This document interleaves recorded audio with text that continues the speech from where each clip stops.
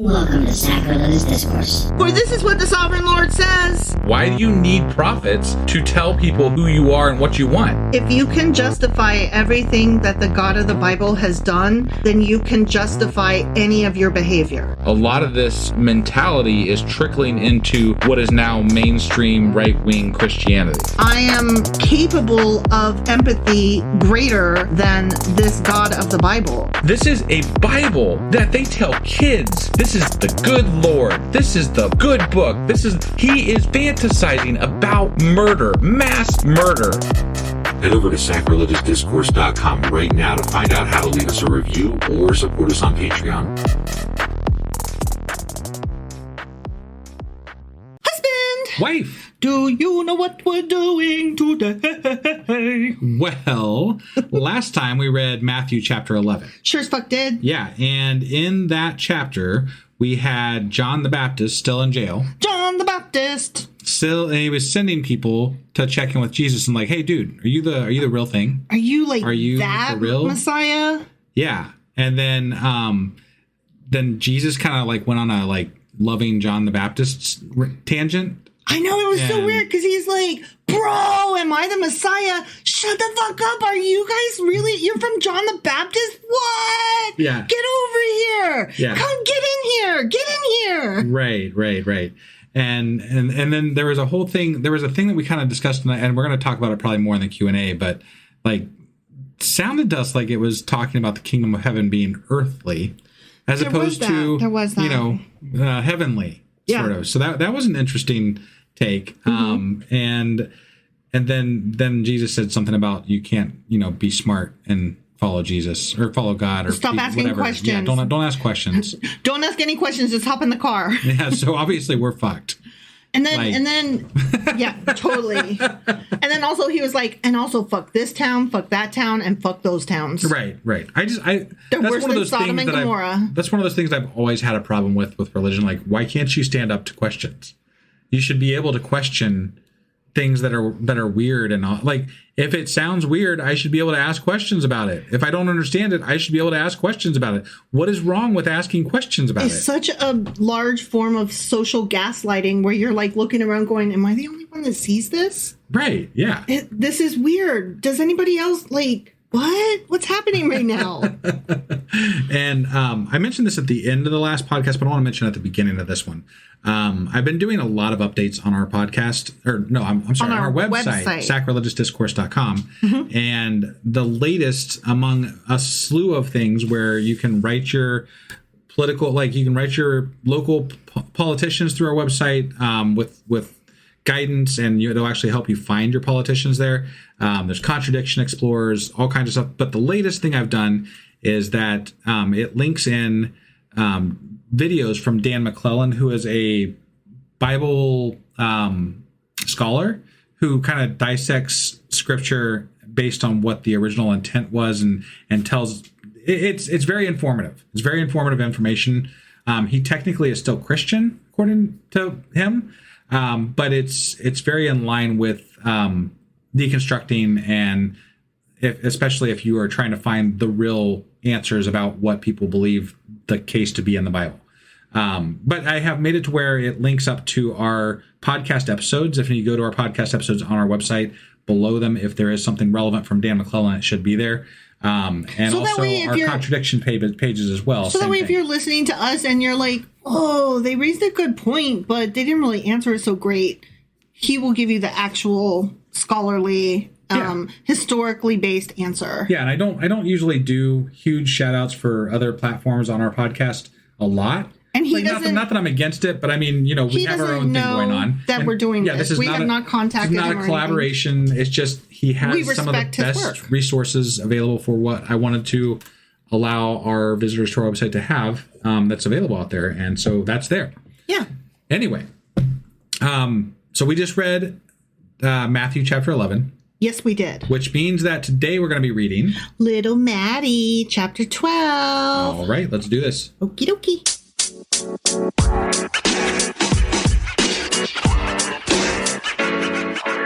All right, we are hopping into Little Maddie, chapter 12. Yeah. And he's going to tell us some shit. I bet is he going to tell us, or is it Jesus? Yeah, Jesus. Oh, okay. That's what I meant. Yeah. You were right to correct me. It's not Matthew speaking. I mean, Matthew's whatever. We've been over this. We don't know who the fuck this is. It's the red print. Yeah. I mean, well, it starts off with black print, but yeah. And I kind of forgot last time, like there was so much red print. I kind of forgot to specify every time it was red, and I had intended to do that. So try to catch me out and be like, catch me outside. Like, is it red? Is it red? Did Jesus said that? Yeah. Jesus said that? Well, it's important, right? No, it is. I mean, it is. We need to know what Jesus said. And it's in red. And until you get to Paul, apparently. Or Paul? Paul. Yeah. Yeah. Whatever book that is. Whatever. I don't fucking know. We'll find out, I guess. Oy, oy, oy. Boring. All right, ready? I'm ready. At that time, Jesus went through the grain fields on the Sabbath. His disciples were hungry and began to pick some heads of grain and eat them. Okay. As they're allowed to do. Yeah. They're supposed to do that. Right. They were gleaning. Sure. Mm-hmm. When the Pharisees saw this, they said to him, "Look, your disciples are doing what is unlawful on the Sabbath." They were working on the Sabbath? That is? Wait, I thought they were just eating. They were picking grains. They were picking heads of grain. Oh. They should have already picked it the day before. Good. God killed somebody for picking up a fucking stick. Yeah. They were breaking the capital L law. That's not cool. When the Pharisees saw this, they said to him, "Look, your disciples are stupid. They're bad and wrong. They're doing unlawful things on the Sabbath." This says they're stupid? No. Oh. I already read that line, so I was being funny when I reread it. Okay. Jesus, answered and read, "Haven't you read what David did when he and his companions were hungry?" Okay, hold on. David and his friends ate honey while they were in the middle of fucking war. Y'all just be walking around. He ate honey? Yes. Okay. Yes. But that's not working still. But they were collecting the honey from the beehives. Okay. I'm sorry. Jesus is like using David as an example. Like, David did it. I can do it too.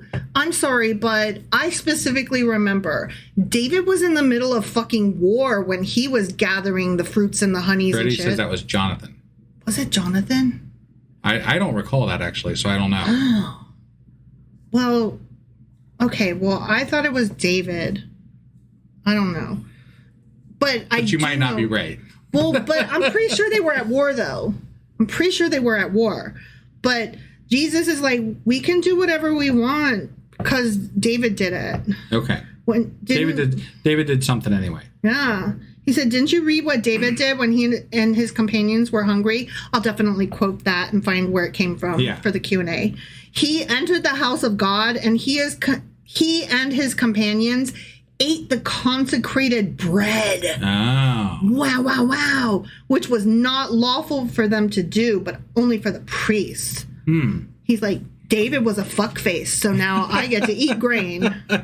This is the biggest yeah but you that I've ever heard in history. Right, but even with them breaking in, and yes, they broke a law, but they weren't working on the Sabbath. So it's not the same law. If any, like, they're just not supposed to eat that bread. Right, but so he's it's not saying, even the same fucking law. He's like, David's a fuckface, so I can eat grain if I want to. I guess. This is pissing me off. Right, yeah. Why do you guys get to break the law? Or haven't you read, continue Jesus, or haven't you read in the capital L law that the priests on Sabbath duty in the temple desecrate the Sabbath and yet are innocent? What? They apparently what do they do? I don't know. Okay. I tell you that something greater than the temple is here. If you had known what these words mean, quote, "I desire mercy, not sacrifice," end quote, you would not have condemned the innocent, for the Son of Man is Lord of the Sabbath. Okay. So he's quoting from wherever in the Old Testament that says, "I desire mercy, not sacrifice." I do remember God was like speaking to some crowd of his stupid followers, and he was saying to them, like, y'all are just going through the motions. You're not doing the right thing. Sure. Like, you're making the sacrifice, but you're like, do we have to? And like, that's not the fucking point of the sacrifice. Like, you're supposed to Right. The whole thing, like there was a whole thing in the Old Testament where God was like, you need to mean it. Yeah. I don't need you to sacrifice. I need you to mean the action. Whatever I need you to mean the intent behind it. Yeah, whatever you're doing, I need it to be authentic. Sure. At all times. But why are you working on the fucking Sabbath though? That still doesn't excuse Right. what they're doing, because it sounds to me like they're blatantly breaking the law to prove some sort of a fucking point. And then David's like, or I'm sorry, Jesus is like, well, David sucks and David got away with it, so whatever. And then he's like, anyways, I'm the son of God, so like I'm the fucking Lord of the Sabbath. I can do whatever the fuck I want. I don't think he was saying David sucks, but no, yeah, he is. He is. He's saying David did some shit and got away with it. Okay. He specifically said, didn't you read what David did? But I think you're misinterpreting that. I think the intent is that David was this great human being who God loved, and he got away with it because his intentions were correct, not because he did the wrong thing. It says, like he's trying to say David was doing things for the right reasons in a godly manner, and therefore God allowed this because his intentions were correct. Hold on. Let me reread this. Okay. He says, he entered the house of God, and he and his companions ate the consecrated bread, which was not lawful for them to do, but only for the priests. Or haven't you read in the law that the priests on Sabbath duty in the temple desecrate the Sabbath and yet are innocent? Sure. Okay. But I highly doubt he's trying to. There's got to be something here, because I cannot see that he would be dismissing David. It feels to me like he's saying David can do shit, I can do shit too. And if David is still beloved, surely I am, because I'm the son of God. And as the son of God, I'm the Lord of the fucking Sabbath. Right. I don't know. It just feels very uppity to me. Like, whom's the fuck, sir? Like, it clearly says don't, whatever your reason. It doesn't say with exceptions. Right. But I think this is going to require some research and looking back at it, definitely. Sure. Regardless, they are breaking the law. Sure. They might have a good reason. Right. But they are breaking the law. Right. That is true. Sure. Okay. So going on from that place, we're in a different section now. Okay. Okay? Yeah. Moving on. Going on from that place, he went into their synagogue, and a man with a shriveled hand was there. Oh, that's a Stephen King short story. There was somebody with a shriveled hand. It's one of his short stories in his short story collection. Oh, okay. Yeah. It was a scary story, too. I think it's the same book that had Thinner in it. Yeah, that's a good one. Okay. Ooh, and the one with the monkey that bangs at cymbals together, that short story. Ooh, Stephen King writes some scary shit. Okay. Shriveled hand guy is in the synagogue. Okay, yeah. Looking for a reason to bring charges against Jesus, they, whoever they are, people that are following him around trying to catch him out. Sure. Trying to find reasons to bring charges against Jesus, they asked him, is it lawful to heal on the Sabbath? Oh, he went into the synagogue to heal this guy, and they're like, that's work. Are you sure you should be doing that? Right. So they are trying to catch him working on the Sabbath. Yeah. They are like, they're being nitpicky, and they're like, they're doing malicious compliance bullshittery. But to be fair, like, we'll pay your taxes. Right. But I feel like Jesus is just like, I'm the son of God, bitches. I can do whatever the fuck. That's what I'm saying. Yeah. He's like, okay, y'all are only following me around, like trying to find any mistake I make, but I am free to do whatever the fuck I want and make whatever mistakes I want. Like, he ain't even trying to hide it. But I still don't like that. Like, That's what I'm saying. To me, that's just like... It's flamboyant. Right. But you don't have to be like that. You can wait till tomorrow. If you really wanted to stand out as somebody who is not, according to some of the things we've read, there's a lot of people trying to be, the Messiah at this point in time, right? Lots of false prophets. Yeah. And whatever. So if you really wanted to stand out, you gotta go big or go home. Right. And he's like, fuck it. So we're going in on the Sabbath, y'all. Are you ready for this? He's putting on a show. That's what the last chapter was about. He was like, y'all, this is going to suck because we about to break the Sabbath. Are you ready for this? They going to bring the sword. I'm telling you, it's going to split shit up. Are you ready for this? Yeah. That's what the previous chapter was about. It was a warning because he's like, we're going to break the Sabbath. Right. And that's what they're doing now. Yeah. And it's intentional. And honestly, I'm not really here for it because, but these are the rules that they're supposed to be following. No, yeah, absolutely. And he's not enforcing them or reinforcing them. And that's kind of shitty. Certainly not setting a good example. That's what I'm saying. He's not setting a good example. He's like, fuck it, let's all break them. Right. Clearly, like, the synagogue guys aren't following them either. Right. Right? And none of the people in the town are following them.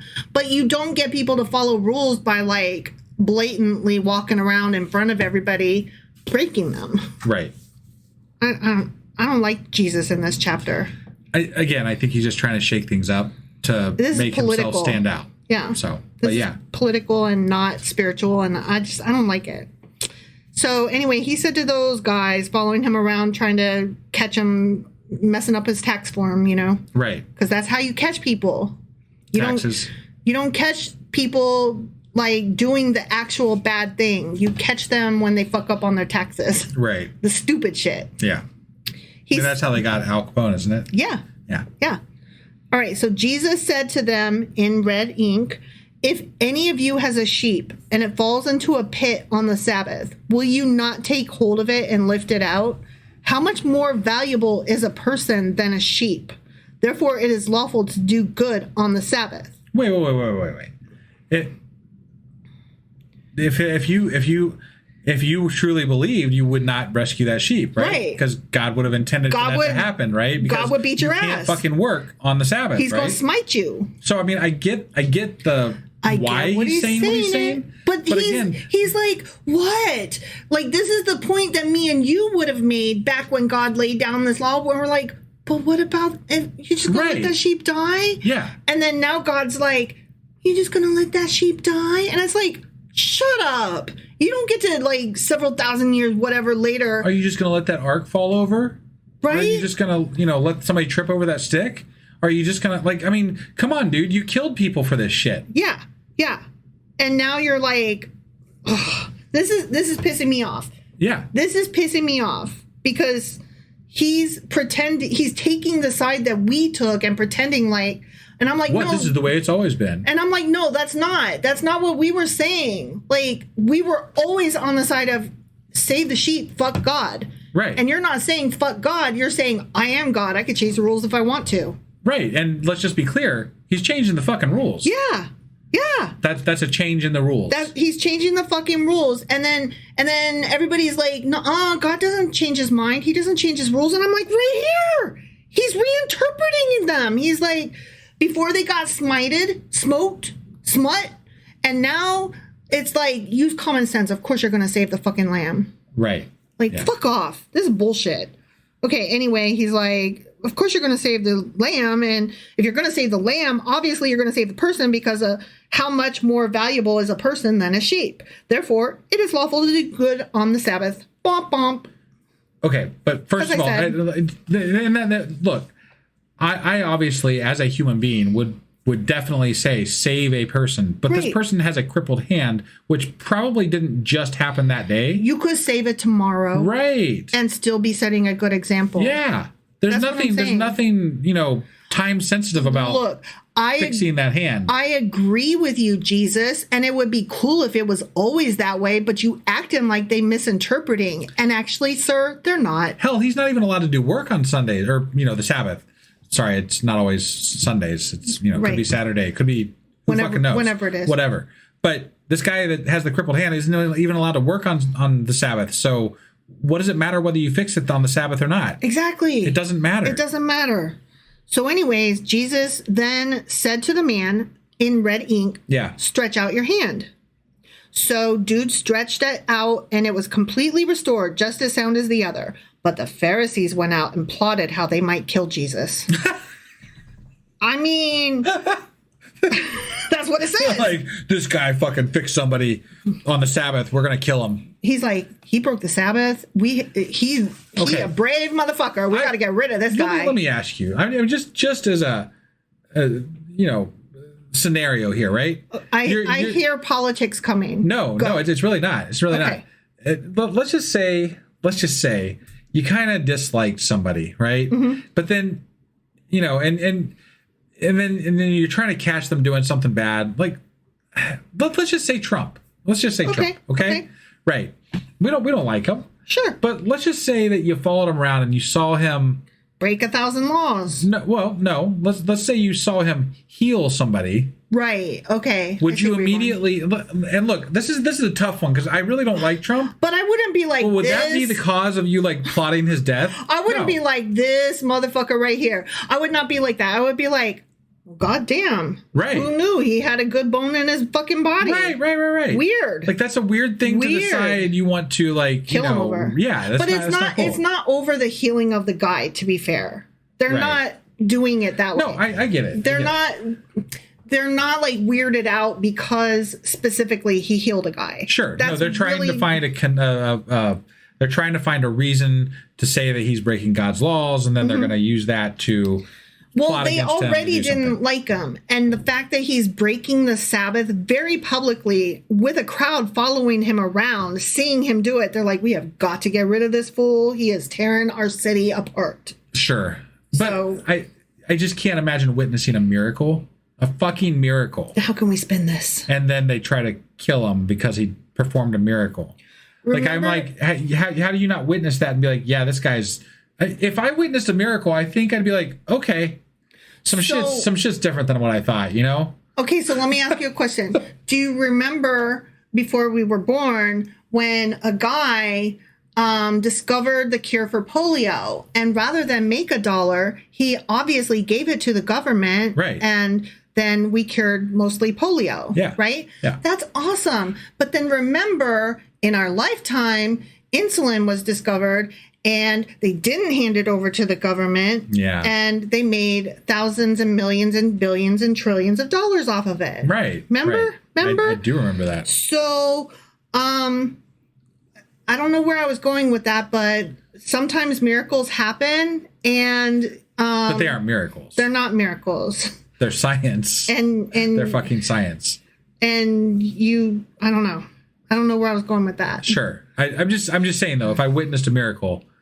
I feel like that would cause me to like rethink my take on this human being and say, wow, that is truly like it would have to be truly a miracle. Like I'd have to witness, but they apparently witnessed this miracle. Yeah. And instead of like being marveled by it, right. They're instead plotting his death. Right. And I'm just like, that's weird. That is not, and it doesn't really track in my brain. Because they're skipping the other sentences. It's why. And sure. And but the truth is that the miracle didn't happen, or they wouldn't be plotting his death. Right. Because like if the miracle happened, they'd be scared as fuck. No, that's so true. You know, that's so true. Because they'd be like, yeah, that's God. Obviously, that's fucking God. That was a miracle. They'd be like, whoa, did you see that? It seems like during this time frame, there's miracles just popping out of the goddamn woodwork. I mean, they're all over angels the and demons. Miracles do be popping off back then. Right. All right, so aware of this, so he knew the Pharisees are looking to kill him, okay? Yeah. He's aware. Jesus withdrew from that place. I mean, as you do. Right, because you know. There might be some people trying to kill me, so I'm going to leave the synagogue. let's just go somewhere. Let's go somewhere else. I don't want to hang here anymore. Right, yeah. A large crowd followed him, and he healed all who were ill. That was nice of him. He's like... Did they have a cold? Did they have... No, listen. He's like, hey, yes, everybody stay around me because those fucks over there, they're trying to kill me. So, yes, I will heal anybody. Yes, crowd, please. Sure. Love it. Okay. He warned them not to tell others about him. So this was not about surrounding himself except for safety. Again, it's in the fucking Bible. Right. So this was to fill what was spoken through the prophet Isaiah. Because, of course, it was. Because, prophecy stuffing. Okay. Okay, quote, "Here is my servant, whom I have chosen, the one I love, in whom I delight. I will put my spirit on him, and he will proclaim justice to the nations. He will not quarrel or cry out. No one will hear his voice in the streets. A bruised reed he will not break, and a smoldering wick he will not snuff out, till he has brought justice through to victory. In his name the nations will put their hope." I don't know what any of that... Was Jesus saying that? No, that is what was spoken through the prophet Isaiah. Oh. It's a quote. Okay. It was just a long quote. So this is the justification for what Jesus. So now I gotta go look all this shit up and be like, what did he actually mean? I don't remember. Right, because it's obviously going to be something slightly different. Right. Or completely different. Or like they were talking about Israel, not a Messiah. Right. Or they were talking about war, not whatever the fuck Jesus. Look, I only know, like, I can't recall that exact phrase, right? Mm-hmm. But I do know that every time that we came across something that was even slightly Jesus-y in the Old Testament, we're like, shouted. Wait, no, that actually was applying to this or that or whatever. Mm-hmm. It was never something Jesus-y. No, it was never. Not once. There were a couple of times when they were like, Messiah's coming and blah, blah, blah.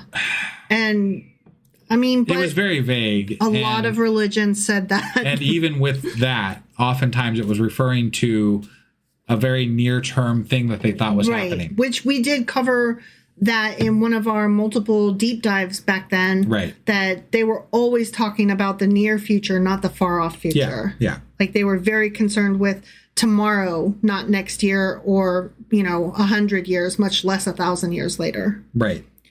All right, here we go. Then they brought him a demon-possessed man who was blind and mute. Oh, yeah. Both. Blind and mute. And you're gonna need at least 3 pigs for this one. At least 3 pigs. This is a 3 pig exorcism. Yeah. This is a 3-pig job. Well, what I just find funny is that it's like, so he was blind and mute and demon-possessed, or he was blind and mute, so you thought that must mean he's demon-possessed. Right, yeah. Was there a demon or wasn't there? Anyways. And Jesus healed him so that he could both talk and see. Wow. That's pretty. Wow. All the people were astonished and said, could this be the son of David? Okay. Could it be? Could it be the son of David? The fixing of the hand and the curing the multiple other people. Yeah. But this one. That one made all the difference. Yeah. Okay. Is this the son of David? But when the Pharisees heard this, fucking Pharisees. Yeah. How'd they hear it? I didn't think they were supposed to tell anybody. They're following everybody around. They're following that crowd. It's only Beelzebub, the prince of demons, that this fellow drives out of demons. Jesus knew that. Oh, sorry. There was an end quote. Oh, okay. I just didn't realize it. Yeah. It was badly done. Right. Like, let me try that again. The Pharisees are like, it's only by Beelzebub, the prince of demons, that this fella drives out demons. So they're like, fuck him. He doesn't know what the fuck he's talking about. That's devil talk. And Jesus knew their thoughts, though. Okay. So he can mind read, too. Mm-hmm. Man, he's got all the powers. He's magical. He's the X-Men. Yeah. I wonder how his apostle guys are doing that he gave magic powers to. Right. Can they read minds, too? Is this... Can you read my mind? What color are my underwear? That's from the movie Superman. Right. The original Superman movie. Back in the day when we were kids. Yeah. Yeah. Okay. Jesus knew their thoughts and said to them in red ink, so you know it's special. Sure. Every kingdom divided against itself will be ruined, and every city or household divided against itself will not stand. That's the a divided house cannot stand. I guess we're fucked. Yeah. If Satan drives out Satan, he is divided against himself. How then can his kingdom stand? If Satan drives out Satan? He's saying, y'all are saying I'm Satan, driving Satan out of this demon-possessed dude. Yeah. I'm Satan, driving Satan out. That is Satan divided. That's bullshit. Okay. He's like, Pharisees, do math. You stupid. Right. I'm not saying that I'm like supporting Jesus here. I'm just saying like I'm with him on this point. Sure. He's like, y'all stupid. Anyway, how then can his kingdom stand? If it's Satan driving out Satan. Right. And if I drive out demons by Beelzebub, by whom do your people drive them out? So then they'll be your judges. Okay. But if it is by the Spirit of God that I drive out demons, then the kingdom of God has come upon you. Watch out. He coming. He gonna get you. So again, I just want to point out that apparently Jesus is not the only one performing miracles. Right. There are lots of other people charging money, performing miracles, charging money for these at this current period of time. Yeah, which is really weird to me. Lots of false prophets running around saying, "No, I'm the one. No, I'm the one. No, pick me. Right, but if there's all these people performing miracles, that makes Jesus not special at all. No, not Jesus, very. The only thing he is special at is causing problems in the power structure. No, he's very special because he broke the Sabbath. Right, publicly. Right. That's what I'm saying. Yeah. He's doing the same shit other people are doing, except for that he's breaking God's law while doing it. He did it on a Sunday. Saturday. Yeah, or Saturday. Whatever. That's what I meant. Yeah. Okay, Jesus is still talking in his red ink, though, okay? He's got a long passage here, so hold on to your butts. All right. Or again, continued Jesus, how can anyone enter a strong man's house and carry off his possessions unless he first ties up the strong man? Then he can plunder his house. Oh, I mean, sure. He's referring to the person. Like, the person is the house. And he's like, I got to tie up the demon and get him out before I can, like, get in there and save his heart. Okay. I can't heal his heart. I can't forgive him and save him until I get the demon out. Got it. I think that's what he's saying. Okay. Whoever is not with me, continued Jesus in red, whoever is not with me is against me. And whoever does not gather with me scatters. Scatter, smother, covered. That's what they say, I'm telling you. And so I tell you, continued Jesus in red, every kind of sin and slander can be forgiven, but blasphemy against the Spirit will not be forgiven. That's cute. Every kind of sin and slander. Yay. Except for blasphemy against the Spirit. Okay. Oh my God. Unforgiven. So that's why That's great. everybody can be forgiven for everything, Yeah. apparently. Except for slander. Except for slander. Spiritual slander. Don't you be Don't slander someone's spirit. slandering the Spirit. Or any spirit. Capital S Spirit. Oh, the spirit. The Spirit. Don't slander that dove. That dove, we're going to get really pissed off. The column of smoke is not pleased. He is not a merry man. Oh, I lived all my life to make that quote. That's a great Worf quote. Okay, nothing. Carry on. Okay, anyway, Jesus in red continues, anyone who speaks a word against the Son of Man will be forgiven, but anyone who speaks against the Holy Spirit will not be forgiven either in this age or the age to come. Fuck you forever, die. I have to be honest here because we learned that the dove originally represented like the Holy Spirit or whatever, the Holy Ghost or something like that. Yeah. So what I'm imagining right now is like a rabid dove going around chasing people and killing them because it's pissed off that it got slandered. That's what's going through my brain right now. Pecking its eyes I out. had to get that out of my brain because it was fun. And that's true. I want that to be a movie. Oh my gosh. That'd be a great short story or movie. The rabid dove, you know? Yeah, the rabid dove. Right, yeah. The dove of the... Yeah. Totally. But, okay, so he's saying, fuck you forever if you talk shit about God. Okay. Just so you know. So Husband, we are really fucked if God is real. Fuck you forever. We are so in fucked. this age or the age to come. Fuck you forever. Right. Okay. Yeah. Just want to make sure. That's how mad I am at you. If I'm Jesus. Right. Yeah. Yeah. Fuck you forever. Okay. That's nice, Jesus. Good on you. Or it's not. Right. It's not nice at all. He continues more words in red. Okay. Make a tree good and its fruit will be good. Or make a tree bad and its fruit will be, what do you think? Good. No. Oh, shit. No, bad is bad. I'm always wrong. I know, you know? I know. I mean, bad is bad. Yeah. For a tree is recognized by its fruit. You better recognize. You brood of vipers. Oh, I like that. He brought that back. I forgot about that, you brood of vipers. Yeah. Honey lip vixens with them brood of vipers. Yeah, you got to walk that straight path and go through the narrow gate. Make sure you do all those things. And something about lions. And don't wear, mixed threads. And don't eat honey. Don't eat shrimp. Fuck. Man. Okay. Anyway, you brood of vipers. How can you who are evil say anything good? Oof. For the mouth speaks what the heart is full of.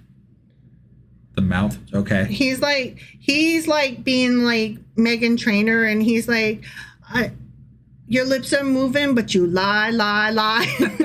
That's what he's saying. Okay. All right. He continues more words. Okay. All right. A good man brings good things out of the good stored up in him, and an evil man brings evil things out of the evil stored up in him. Okay, look. I'm hearing black and white. That is so... right and wrong, good and evil. That is so childish. It is. Because listen, my dad is a good man and he does some not nice things. Like, he says things are not nice, you know? Like, but he's a good man, but he's not nice always. Sure. Like, I wouldn't call him evil, but... Right. That's what I'm saying. Gray area is the world we live in. Right. We live in the gray. You know what? The gray is everything. Okay, I'm going to go so far as to say my ex-husband, whom I hate and deplore with every fiber of my being, he's an evil man, but he does some good for our kid. Sure. You know? Sometimes.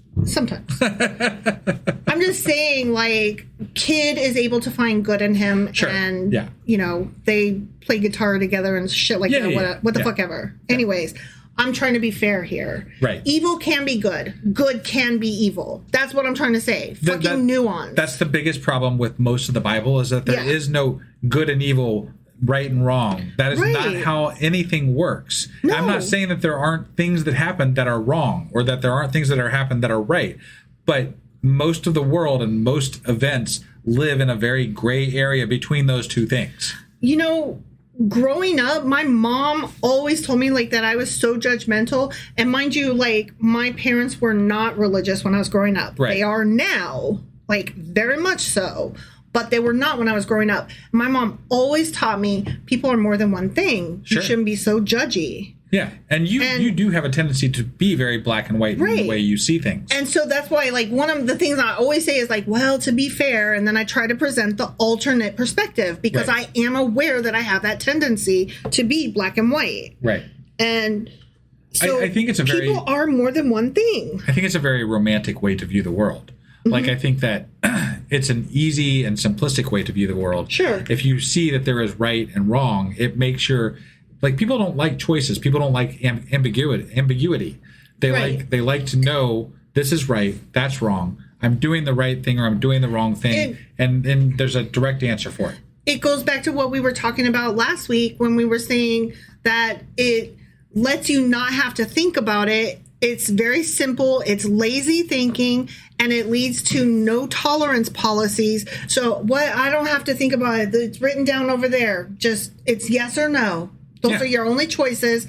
Therefore, one kid in the class that's always making trouble was talking, I can't be bothered. There's a no tolerance policy. So the whole class has to stay in for recess and write papers. Well, it's oftentimes the reason you have trouble talking to someone who is very religious. Yes. Because they already have the answer, and the answer to them is Jesus and God, right? Yeah. There is no other answer. Yeah. Anything else other than those answers are wrong and bad and evil, right? Yes. The only answer that is acceptable to that person, because they see the world in right and wrong, evil and bad, or evil and good, and black and white, they very much see that Jesus is the answer and that anything else is wrong. Right. And you can't get someone out of that thinking unless they start to examine the gray area that actually is there in life.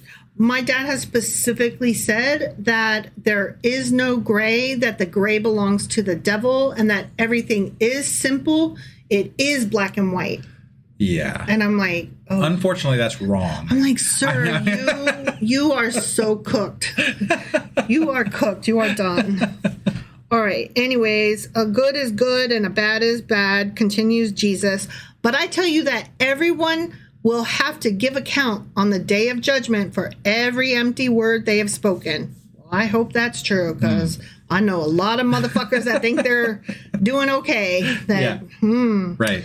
For by your words you will be acquitted, and by your words you will be condemned. By your words or by your heart? Because your words and your heart don't always fucking agree. And Christians can talk some talk, but god damn, their hearts are ugly. I'm going to put together like a mixtape of our podcast of all the good stuff, so that if there is heaven, we can be like, well, this is the good stuff. This is here. Listen to this. Listen to this reel right here.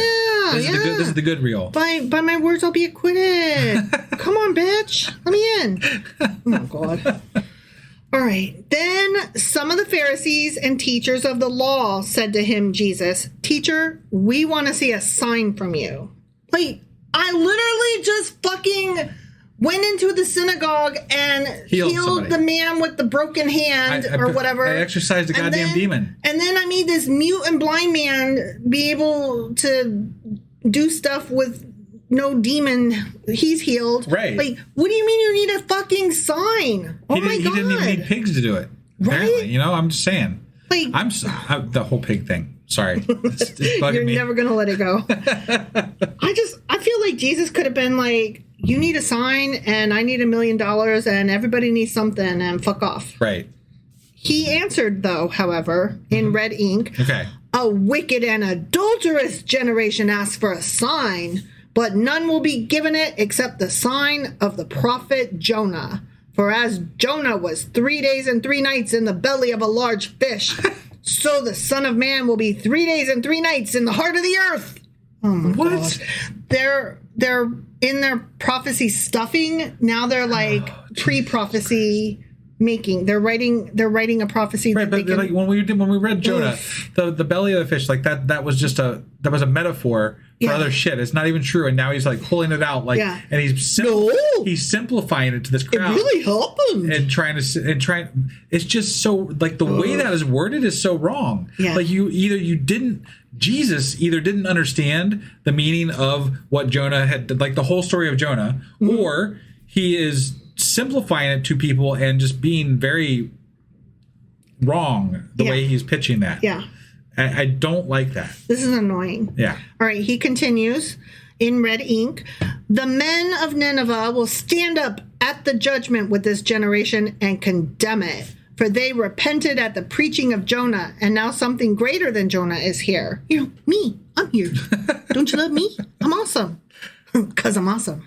Because I'm Batman. He was only there 3 days, but like he only made it like halfway through the city, didn't he? And they chased him out, and then nothing changed. And then he sat under a tree. And then it might have been a dream. He sat under a tree and cried. Right. It was such a weird fucking. It was a weird story. Yeah. Yeah. And this is what he's referencing. Yeah. I'm like that. I don't know. I don't know how I feel about this. Well, he then continues, the Queen of the South, and that's a capital Q and a capital S. Okay. The Queen of the South will rise at the judgment with this generation and condemn it. For she comes from the ends of the earth to listen to Solomon's wisdom. Oh, so we're talking about what's her face? That Queen of Sheba. Yeah. Yeah. Yeah. Yeah. The chick from she's gonna rise. Ethiopia. We're re-invoking. And now something greater than Solomon is here. Okay. Yeah. The Queen of the South will rise at the judgment. Why? That's weird. Right? Why? Why was she so important? Why Why you quoting her? I don't understand. That's a big cue for our Q&A. Right. I don't understand why she was so prevalent in this. Like, I don't feel like she should have made it around to the New Testament. That doesn't make sense. Not at all. But she was a cool story. She was a cool story. And she might have ended up with the Ark, maybe. Yeah. But I still think that her son snuck off with it and hiked on back to Ethiopia with it. But like, I still don't understand why she got brought into this conversation. Yeah, that was like a side story. What's happening here? Yeah. Okay, that's definitely a question. Yeah. No, definitely. This chapter just keeps going. My God. Okay, Jesus still talking. He got a lot to say. Yeah. Catch your breath, dude. It's okay. You know? When an impure spirit, says Jesus, comes out of a person, it goes through arid places seeking rest and does not find it, except for when it gets in a pig. Right. But then it just runs into the ocean. So it goes through arid places seeking rest and does not find it. Okay. Then the spirit says, I'll return to the house I left. Okay. When it arrives, it finds the house unoccupied, swept clean, and put in order. Then it goes and takes with it 7 other spirits more wicked than itself, and they go in and live there. And the final condition of that person is worse than the first. So really, when Jesus is healing people from demon possession, he's just fucking them worse. Right? That is how it will be with this wicked generation. He's stretching them out. He's like, I'm going to bang you so fucking hard that when I'm done with you, it's going to feel like there's 7 demons in you. Right. I think he's stretching them out. I think really what he's probably trying to get at here maybe, and this is probably the way it's interpreted, would be that once you've had a demon removed from you, you need to keep your house in order, or it will allow for even worse to come back in. Yeah. But it also allows for people to be like, oh, well, they just didn't keep their house in order, so that's why they're even worse now. Your house being your personal spiritual self. Right, yeah. Not your actual house, your metaphorical house. But when someone gets, exercised and then they end up still having problems, it can allow the priest or whoever be like, well, it's not my fault. They didn't fucking keep their house in order. Yeah, clearly look, they already got shit on in the first place. Right. They were already bad in the first place. Yeah, I feel like basically it's like once you let a demon in, you can't really, you've already opened the door to evil, and then it left, but the door's still open and there's going to be a party in your head. Yeah. But to me, it just sounds like an excuse for not actually being able to do demon removal. Right, exactly. That's not a thing. And then blaming it on the person instead of the bad healer. Yeah. Yeah. This is bullshit. Yeah. This chapter is full of bullshit and it's pissing me off. All right, let's bring it home. While Jesus was still talking to the crowd, his mother and brothers stood outside wanting to speak to him. Brothers? I think it means like his spiritual brothers, his brethren. Well, then why did he say mother? I don't know. But when you say his mother and his brothers in the same sentence, it sounds to me like he's saying his mother. Okay, but there's more. Let me finish the right. Let me finish the section. Sure. Okay. Sure. Okay, so while Jesus was still talking to the crowd, his mother and brothers stood outside wanting to speak to him. Someone told him, "Yo, your mother and brothers are standing outside wanting to speak to you." He replied to him in red ink, "Who is my mother and who are my brothers?" Pointing to his disciples, so the brothers were the disciples. Okay. Jesus said, "Here are my mother and my brothers, for whoever does the will of my Father in heaven is my brother and sister and mother." So did he disown his family? Because somebody is telling him, like, your mother and brothers are standing outside wanting to speak to you. Right. And he's like, nah, these are my family. Everybody's my family. But he ran away from home. He did. You know what this reminds me of? We just finished season 3 of Star Trek Picard. Yeah. And it reminds me of Captain Picard telling the young people, Starfleet has always been my family. Yeah. And then his young son Jack is sitting at the bar overhearing this going, but what about, didn't you ever have a family outside of Starfleet? And Picard's like, no, fuck that. And the kid's like, okay, I guess I won't have a dad then.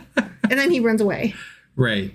This makes me, I really want the backstory of his later childhood. Going back to Jesus? Yeah. Not Jack and Picard. Jack and Picard, yeah. Okay. But no, because look, if we're going to take that at face value, someone is telling him in the crowd, your mother and brothers want to speak to you. They're standing outside. Your mom is here. Right. And he's like, nah, they're not. This is my family right here. Everybody's my mom. What the fuck are you talking about? What are you on about, stupid? Yeah. So I really, really need some backstory here. Yeah. Which we're not going to get, I'm sure. No, I'm sure. But this is crazy though.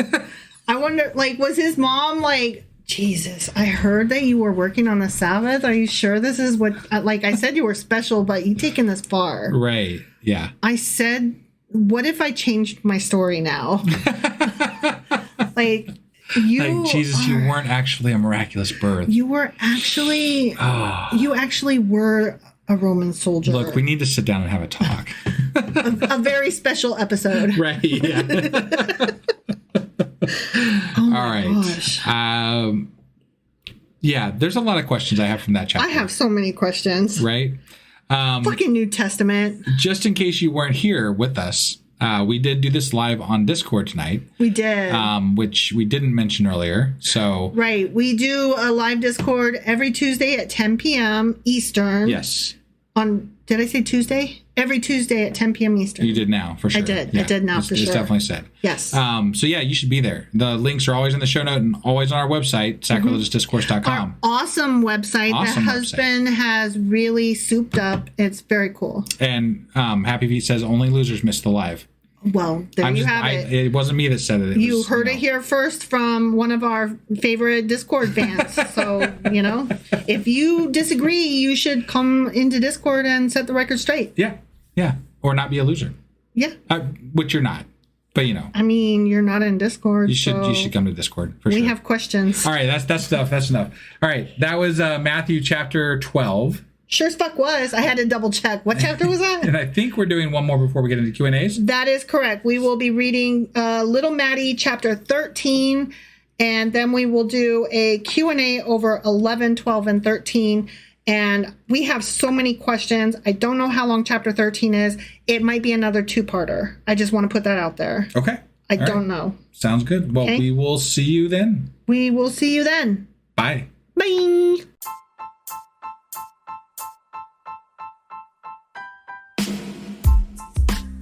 Hey, wife, I guess that's the end?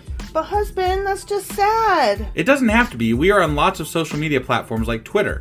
Our handle there is sacrilegious_D. For D's nuts. Oh my God. Stop doing that. Anyway, we're also on Facebook, Instagram, and Pinterest. There's a link to all of our social media sites at our website.